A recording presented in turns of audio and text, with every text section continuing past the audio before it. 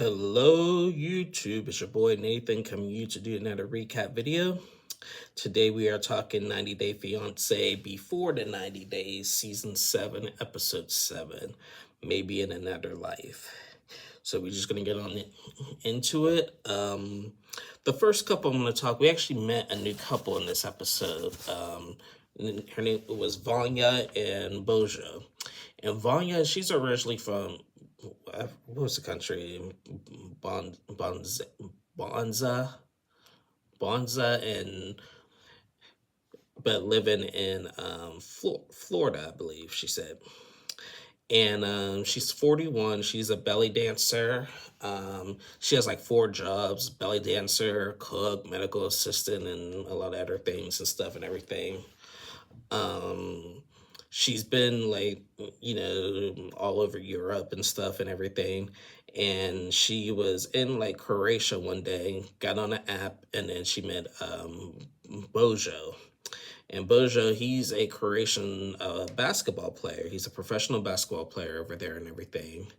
They've been talking, hitting it off, and she's preparing to go to Croatia to be with him, to meet him and stuff. Well, as we met with one of her friends, and she told one of her friends, like, expressing her concerns about this, and what he has done before and everything.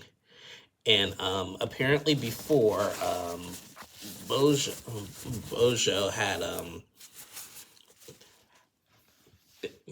had basically ended the relationship before.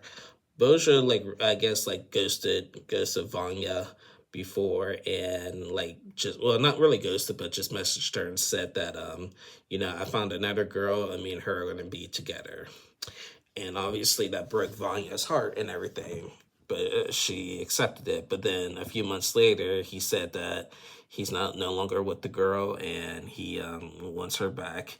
And even though she was hurt, she decided to take him back and everything.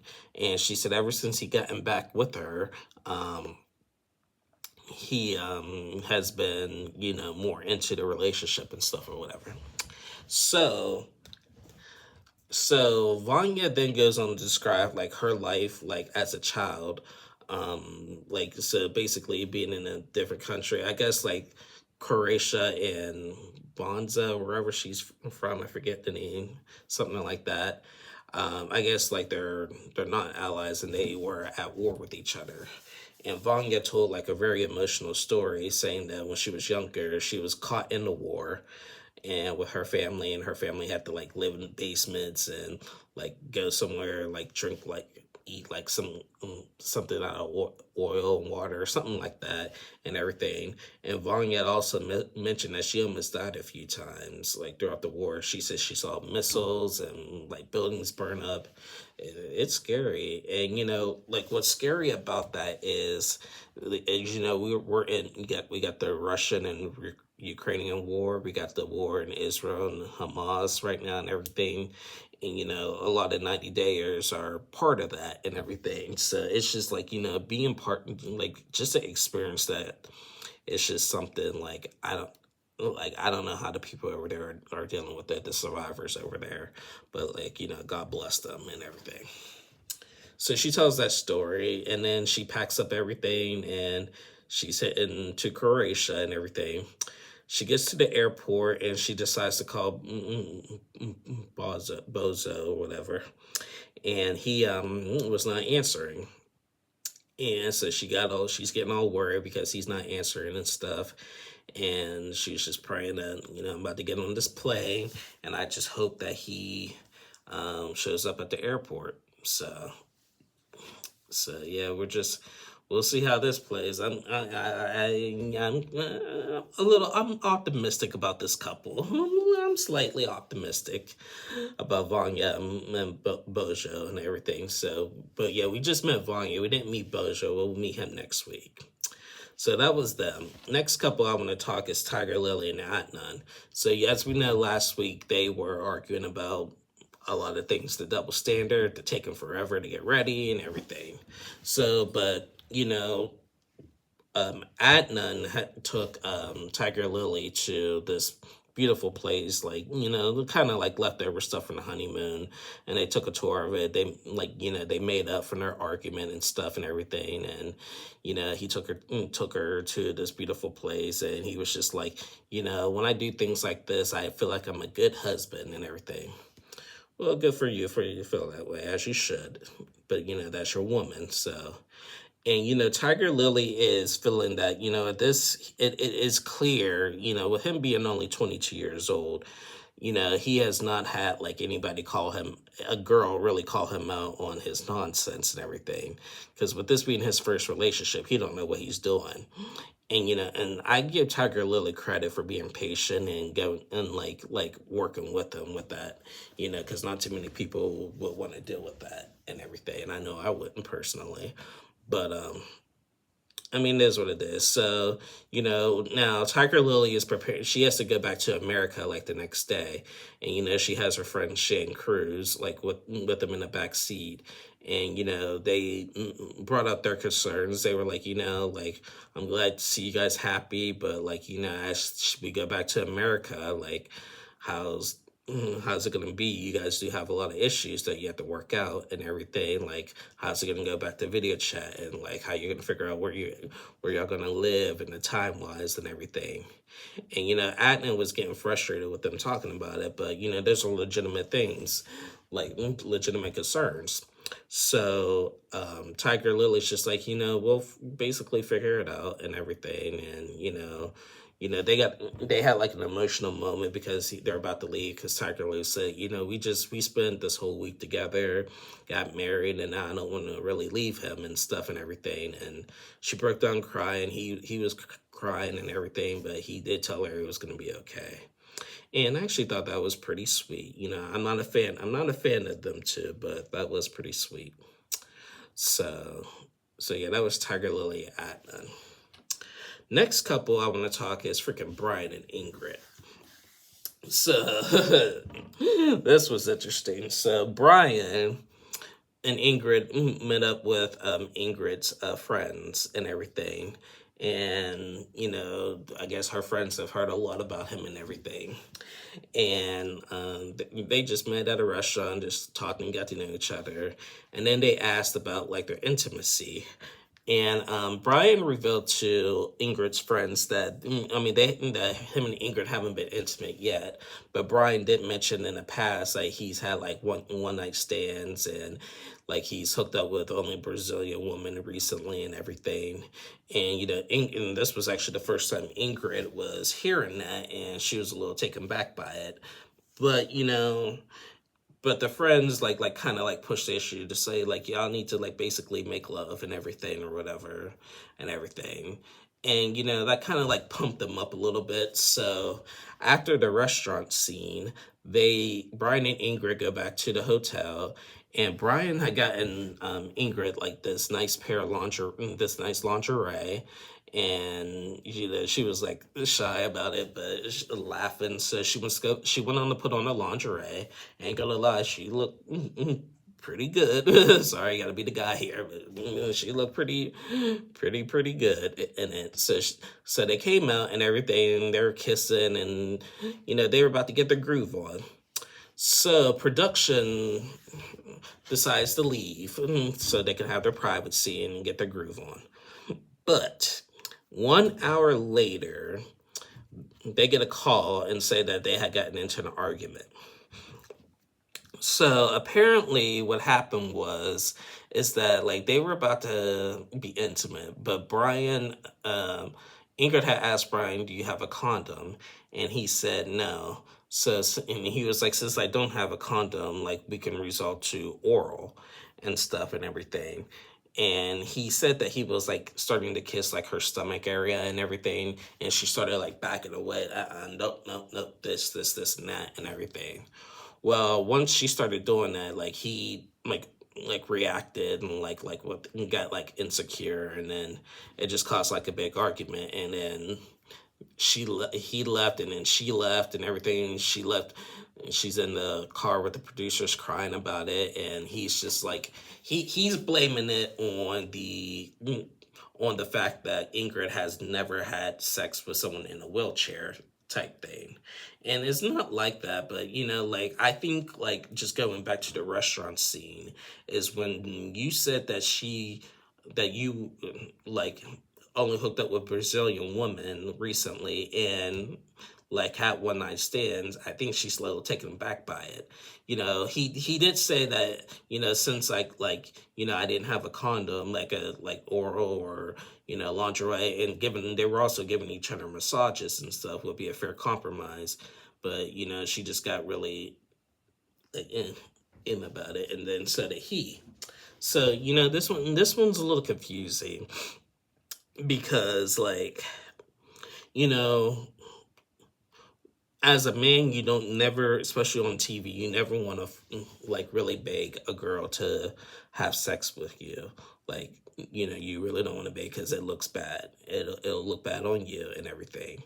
Because like, it's because again, another double standard, as when I talk about Renee and Chidi, that's another thing with that, because with Renee and Chidi, she's begging him for sex and he don't want it, and but nobody's gonna say nothing because though it's the woman doing it to the man. But if it's the man doing it to the woman, it's more of a problem. So like Brian has to be careful when it comes to that. But this was just confusing because like Ingrid seemed like she wanted it at first, but then like backed away and everything. But I guess maybe she's not a fan of like the oral thing, which is understandable. But they need to like he speaks really good Portuguese, so like so there shouldn't be anything lost in translation. But yeah, I really don't get how and why that situation just escalated the way it did and everything. So I don't know. I don't know about that one. So, but yeah, that was Brian and Ingrid. Next couple I want to talk is disgusting Lauren and Faith, who I love Faith. So as we all know, Lauren had caught in gonorrhea and just him being nasty. This episode, he said that Faith has been like ignoring him for a while, but Faith finally responded for them to have a conversation. So they meet up to have a conversation. Lauren tried to justify his actions by saying, I told you I was sleeping with people, but I didn't think you would think that was just literally just like sleeping and stuff and everything. But he was like, I'm sorry that I cheated and everything. I do want a monogamous relationship with just you. I want you and only you. Faith is just still like really hurt by this and taken back because like she don't even want to be like she doesn't want to even be in the same room with him. She was like, like, well, I'm not coming into the bedroom, but we can take a walk. We could go somewhere, go to a park and talk and stuff or whatever. He tried to apologize and everything. And, Faith said, I've been telling my whole family and stuff that we're about to go meet here pretty soon, that you're my boyfriend and everything. And, like, I just don't know, like, I can't tell him that right now because I'm just so hurt. And, Lauren was just like, like, I'm sorry, like, I will never cheat again. The typical manipulative guy stuff when after guys cheat. When guys cheat, the typical male response, oh, I will never cheat again. This will never happen again. Please take me back. I'll do everything I can or whatever. And, she's just like, you got a lot to prove. So when we go meet my parents and whatever, you're going to be my best friend right now. You're not going to be my boyfriend. But, we'll work out something. And he was like, Lauren was like, like I said, that means you're giving me a second chance. And Faith said yes, but you still got a lot to prove. So, God bless Faith. God bless her. Like I'm team Faith. I am team Faith. But God bless her. I give her kudos to that. So that was the only scene we seen from them. So judging by the previews of next week, I just don't want Lauren to be more pushy and be more weird with it, in my opinion. So that's just that. So that was Lauren and Faith. Next couple I want to talk is my favorite couple, Niles and Matilda. So Niles and Matilda. So last week when they met for the first time and everything, they went to the hotel and they had the first night together. We thought that they got the groove on, but apparently they didn't. So Matilda was ready to be intimate with Niles. She said, but Niles they started to he said that they started to undress, but he pulled himself off because he said he's been in a relationship before where it was just all sex and everything, and so he didn't want that to happen with Matilda right away until they were married, so he backed off. So they wake up. Niles is in the bathroom. I guess that food that he tried last week really got to his stomach. Poor guy and everything. So they decided to take a tour around the capital city of Ghana and everything. They went to this beach area, and Matilda starts talking about the wedding and stuff, and some kind of other traditions that they have to do, there's just this pre-tradition where of course the bride price, and then getting some kind of other blessings and stuff and everything. And she said that she has 200 people coming to the wedding and everything, and there's just a lot to do before the traditional part of the wedding and everything. Now it's just starting to be oh, this is an avalanche basically, because since I don't want to get married on this trip, but with all the stuff that we have to do, it's going to be really hard to really cancel all of this basically. So they decided, so they take a walk to the stores and stuff and everything, and they go and try on this. They go to this clothes shop, and Matilda wants to pick out this dress and everything, and he was hesitant about buying her a dress and stuff because it was $80, but he's like, I'll do it. It's $80, I'll do it. But he did make a good point with it. He said that Matilda may think that Americans are rich and stuff when we're not. And I agree with that. A lot of foreigners do think us Americans are rich, and we're not. We're not. We may have a tiny bit more than some of these other countries do, but we're not rich and everything. And so but he's if I don't want to get married on this trip, the least I could do is just buy her this stuff. So he buys the dress for her, and then they go to a nail shop, and he let Matilda get her nails done and everything, and he decides to take a walk around the city. And she was like, babe, where are you going? He's like, I'm just going to go alone for a little bit.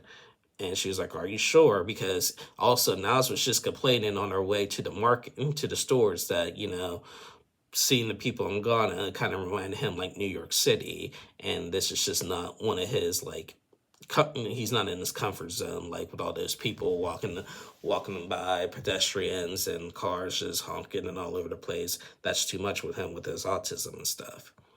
But he decides to go to a ring shop and everything, and he picks out an engagement ring that was only worth $230 and stuff and everything. So I thought that was sweet. But he wants to propose the right way, propose to her, but then tell her that he doesn't want to get married on a trip. Yeah, smart plan, buddy. Smart plan. Just saying, smart plan. So I think next week he's finally going to tell her the truth about him not wanting to get married on this trip, and she's not going to take it lightly. I just hope it doesn't end up really, really bad and stuff. So that was Niles and Matilda. I'm pulling so hard for them. And the last couple I want to talk is freaking Chidi and Renee. So we left off last week with Renee wanting to get a hotel with Chidi because she's kind of over it being in that house with Chidi's sister Victoria. And this episode just starts out with them just constantly fighting over it. Renee feels like Victoria is being judgmental with her. Maybe she is a little bit. I did, watching it back last week. Maybe Victoria did cross a little bit of line, but at the same time, Renee be overreacting and stuff and everything. And so, like, she was like, in this episode, she was just like screaming at Chidi about it and everything. Like, you need to defend me. Like, I told you from the beginning, I don't like dealing with sisters and everything and all that. And they were just going back and forth about it. And so Victoria's husband comes in and hears the conversation and trying to diffuse the situation and everything. And then here comes Victoria, and then they start screaming at each other. Victoria called her delusional. You're delusional thinking this way. Like, we done nothing to you and everything. And then she's just begging Chidi to stand up for her and everything. But Chidi's like, we didn't do nothing. Like you acted all this for what and everything. Just because I don't want to, all is over. Just because I don't really want to go to the hotel with you right now. He was like, Chidi said that like I had to get some clothes and some stuff and writing or whatever. And Renee was like, you don't have that much clothes. You only have a couple pairs of underwear, a couple of pairs of shirts or whatever and everything. So don't use that as an excuse and everything. And that's effed up and everything. So Renee starts packing up her stuff and everything. And then, like I said, it's just all arguing.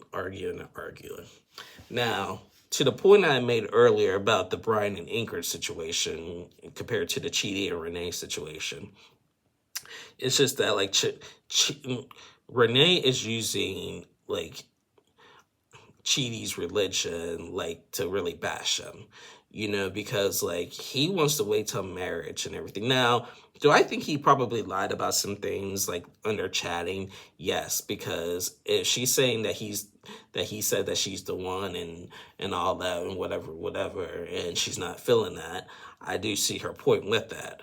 But, her temper right now is a big problem. And if you can't get along with family members, you're not going to get along with the person, especially in Nigeria. When you're in Nigeria, like family oriented is like really big over there, clearly, and stuff. And if you don't get along with the family, that they're going to advise you not to be with that person.